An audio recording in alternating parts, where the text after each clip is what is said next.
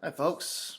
This is my report that I did over Sam Phillips, whom, if you're not familiar who he was the owner and founder of Sun Records, located in Memphis, Tennessee, and he helped discover some of the biggest acts in music history, most notably Elvis, Johnny Cash, and Jerry Lee Lewis, and a bunch of other guys.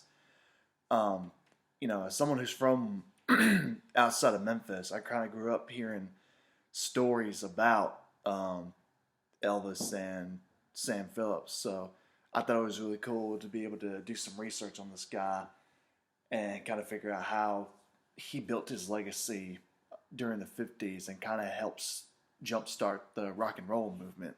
So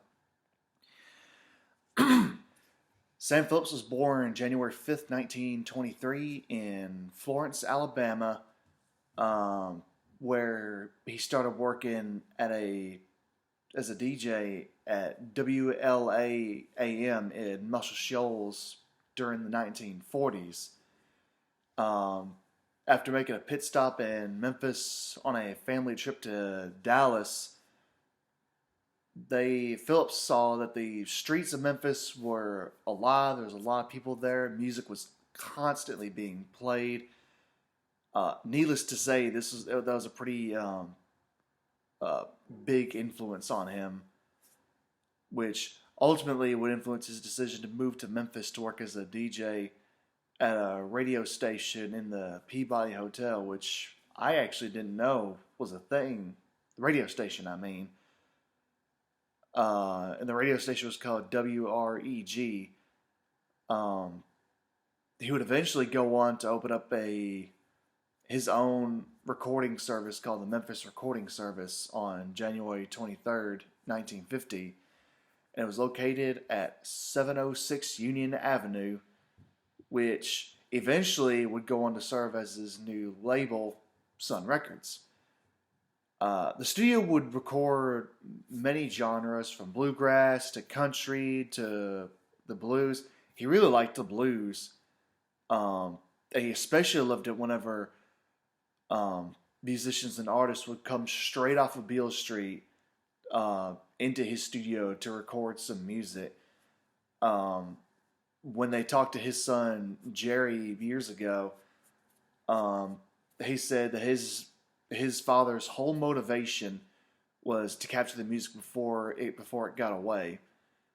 Um, which from experience, you can catch a artist's like pure moment in recording whenever it's like right then and there. Um, but anyway, we're not talking about me. Hold on.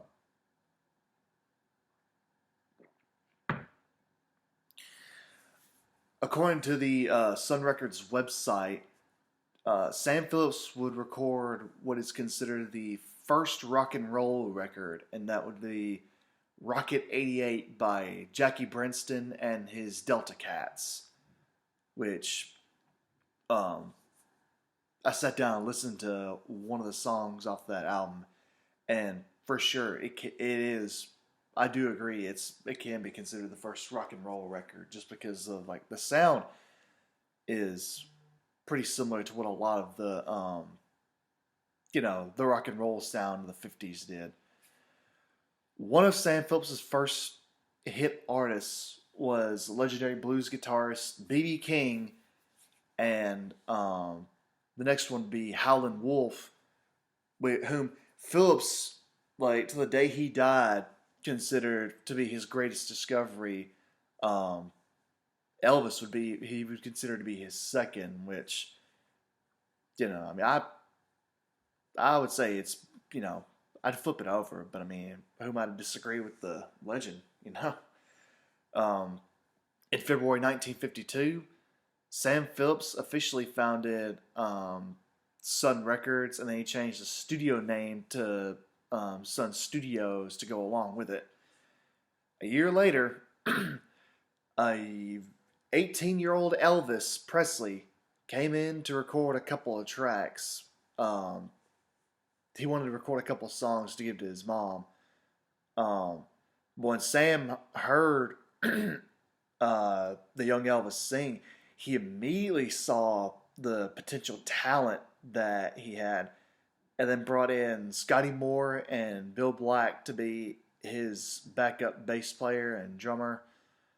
Um, Sun Records would go on to release his songs "That's All Right" and "Blue Moon of Kentucky," which quickly became the studio's best-selling singles at the time. Sam Phillips had a sense of when an artist was reaching their peak performance in a session and always made sure the tapes were rolling it when it occurred. He also made sure everybody in the recording sessions were comfortable and having fun, especially for Elvis, who at the time he was really soft spoken and kind of insecure too. Um, but while recording Elvis, Phillips would develop a technique by blending the vocals with the instruments rather than increasing the volume on the vocals, bringing it forward. And he would also add, and this was really huge at the time too, and would kind of help develop the um, sound for vocals in rock and roll of the 50s. He added an echo to Elvis's vocals um, by using tape delay, by running through the tape through a second recorder, which that's, recording studio talk right here. But RCA would try to duplicate, but failed to do so whenever Elvis signed over to RCA. And even though Sun Records was selling thousands upon thousands of copies of Elvis's records, in 1955 it was an estimated 100,000 copies, which I can't even imagine how much money was at that point in time, or what they were charging for them. But the studio, unfortunately, was experiencing major money problems to pay for the finances. And ultimately, in the end, Sam Phillips would sell Elvis's contract to RCA Victor in 1955. But that didn't mean that Elvis tried to bring him along. But unfortunately, Sam didn't want to. But the two still remained in contact with each other, though, because Elvis really looked up to Sam. Um, Let me scroll down here.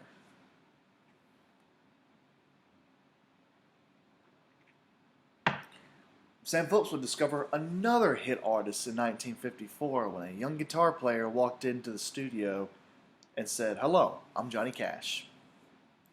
Cash had moved to Memphis that year and worked as an appliance seller while playing guitar at night with the Tennessee Two, which are Luther Perkins and Marshall Grant. He decided to audition for a recording contract at Sun Studios by performing gospel songs with those two. Sam Phillips wasn't very impressed, and he told Cash to, quote, "go home and sin, then come back with a song I can sell," which that's a quote that I found from the Sun Records website. And this also reminds me of that scene in, if you've ever seen Walk the Line, he tells Cash, if a man is lying in a gutter dying, what's his last song going to be? That's the song I want you to play and sell to me. And Cash would go and do so and return with songs that Phillips liked, one of which was Folsom Prison Blues. Sam loved it, and the studio would release Hey Porter and Cry Cry Cry in 1955, which would become successful country hits. His next six hit song, like I said earlier, Folsom Prison Blues, was released later that year, which would reach the country's top 5 charts, hitting number 1 on multiple spots, including top country songs. Excuse me. In May 1956, I Walk the Line was released and became Cash's first #1 hit on the Billboard charts. And Sam Phillips would release the singles and others Cash recorded on Sun Records' first LP in October 1957 with Johnny Cash and his Hot and Blue guitar. In 1958, Johnny Cash would leave Sun Records to sign a deal with Columbia. And even though Cash's time with Sun Records was brief, he was yet just another legendary musical artist that Sam Phillips helped to find and jumpstart. And after hearing Elvis Presley's Blue Moon of Kentucky on the radio, Carl Perkins and his brothers in the Perkins Brothers Band traveled from Nashville to Memphis to audition for Sam Phillips in 1954. Phillips would record and release Carl Perkins' first single, Movie Mag and Turn Around, in March 1955, the latter becoming a regional success. Perkins' best hit, however, was the song Blue Suede Shoes. You might be familiar with the Elvis cover. But Blue Suede Shoes was released in 1956, which made him the first white country artist to cross over to R&B charts, according to Sun Records. Elvis would eventually record a cover of the song, but Perkins' version sold out way more copies than Elvis' version did. That same year, in November, Jerry Lee Lewis came in to audition at Sun Records. But since Sam Phillips was in Florida at the time, his engineer, Jack Clement, worked the audition, and they recorded Crazy Arms, which is originally a Ray Price song, and End of the Road. Lewis would later become a session musician for Sun Records, performing for artists on songs by Billy Lee Riley and even Carl Perkins too. While at the same time he was recording his own songs. In 1957, Sun Records would release Great Balls of Fire, which sold 1 million copies within the first 10 days, making it one of the best-selling singles in both the U.S. and the world. Jerry Lee Lewis would achieve major success while at Sun Records, despite the controversy surrounding his performances in private life, until the end of his contract in 1963. One of the things, one of the things that I discovered that I had no idea about while doing research for this was something that happened on December 4th in 1956. While Carl Perkins was recording new tracks with Jerry Lee Lewis on piano, Elvis Presley stopped by the studio to visit Sam Phillips, and he got to listen in on the session. Johnny Cash was also at the studio checking out Carl Perkins and sitting in on the recording sessions. And almost by pure chance, the four artists started doing an impromptu jam session.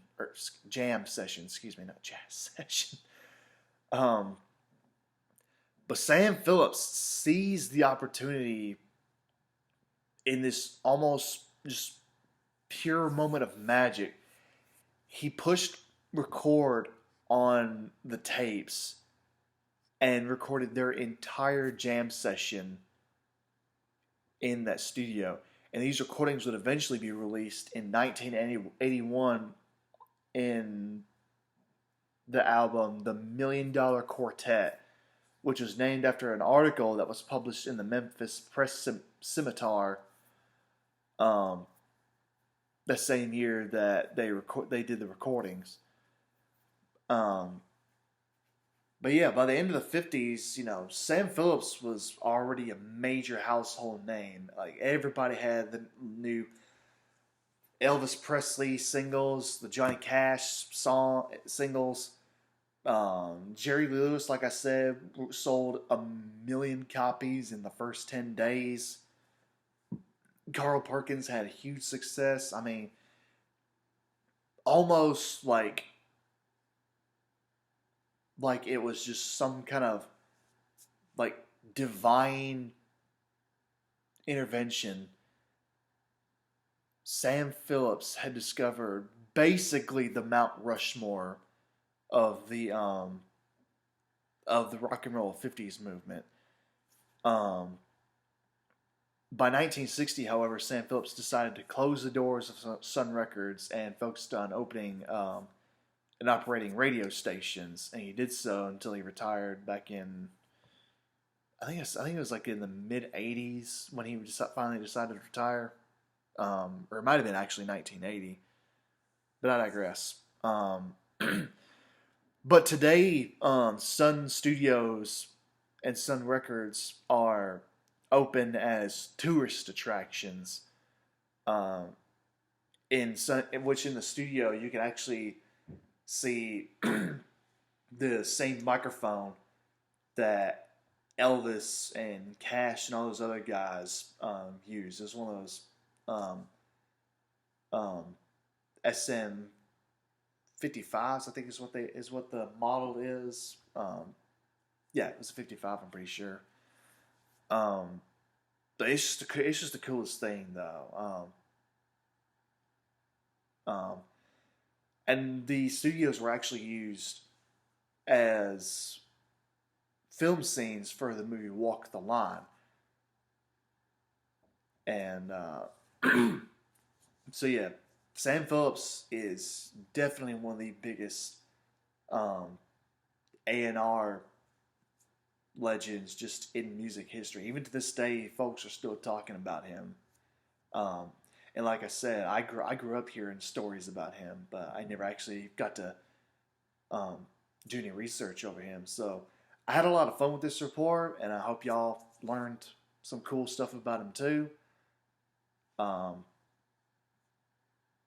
but yeah, there we go. That was my report of Sam Phillips.